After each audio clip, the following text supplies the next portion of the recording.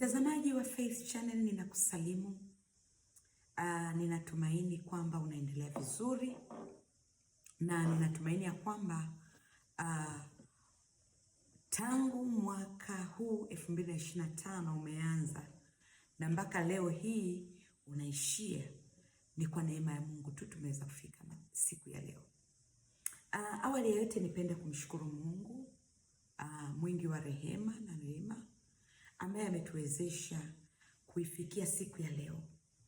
Mtazamaji wangu, nataka nikwambie ni kwa neema tu tumeifikia siku ya leo. Wengi wamefariki, wengine wengi ni wagonjwa, wengine wameshindwa kuamka, lakini sisi tupo salama na Mungu anatutetea.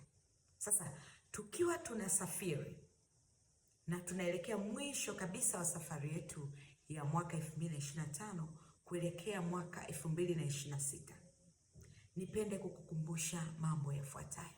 Kwanza kabisa, nimefananisha miaka hii ni kama safari ambayo mtu anaweza kawa anatoka labda Dar es Salaam kuelekea Kigoma au mkoa wowote ule, au kutoka nchi moja kwenda nchi nyingine. Lazima kuna maandalizi. Je, wewe umejiandaaje?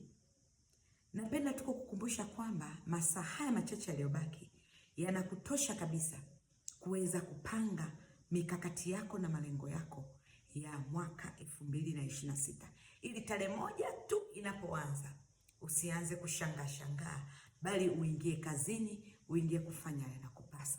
Ikiwa kama wewe ni mzazi, utengeneze malengo yanayohusu familia yako, watoto wako na maisha yako kwa ujumla.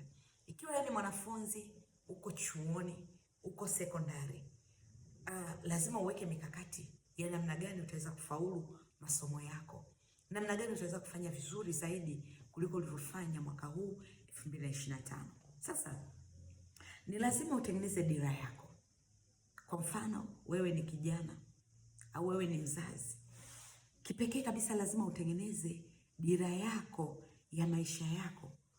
Mimi leo nitakuachia maswali tu matatu. Kwa mfano, swali la kwanza unaweza ukajiuliza, unataka wewe uwaje? Wewe binafsi kama wewe ni kijana uko chuoni, hebu jipatie picha miaka 25 ijayo, miaka 30 ijayo, utakuwaje? Utakuwa wapi? Unafanya nini? Na hii safari yako ianze kuanzia 2026.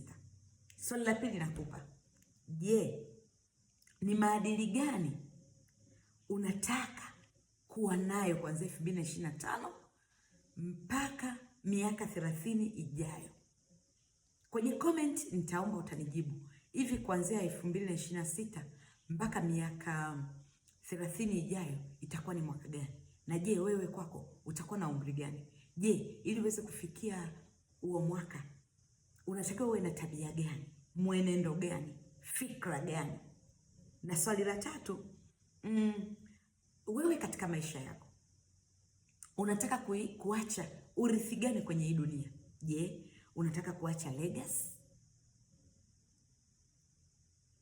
katika eneo lipi? Kiuchumi, kiroho, kielimu, au katika upande gani? So usivuke mwaka bila kujiuliza maswali ya msingi kabisa ambayo yatakusaidia wewe kama mzazi, kama kijana, kama mtoto kuweza kupambana. Nataka nikwambie 2026 hatupaswi kulala.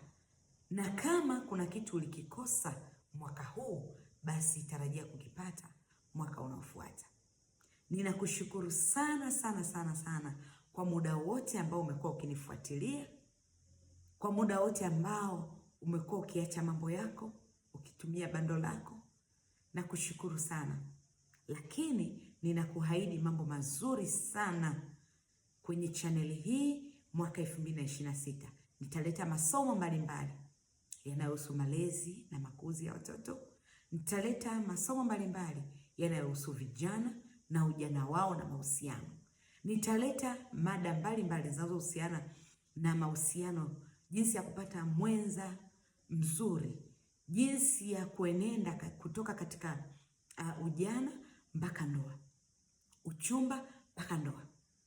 na mambo mengine mbalimbali. Pia mwakani 2026 ninatarajia kuleta wataalamu mbalimbali ambao tutakuwa tukijadili nao kwenye hii channel, kukufanya wewe uendelee kujifunza zaidi na kupata vitu ambavyo vitakusababisha malengo yako yatimie. Asante sana kwa ajili ya mwaka huu 2025, na ninakukaribisha zaidi uendelee kunifuatilia 2026. Mungu akubariki sana sana sana. Amen.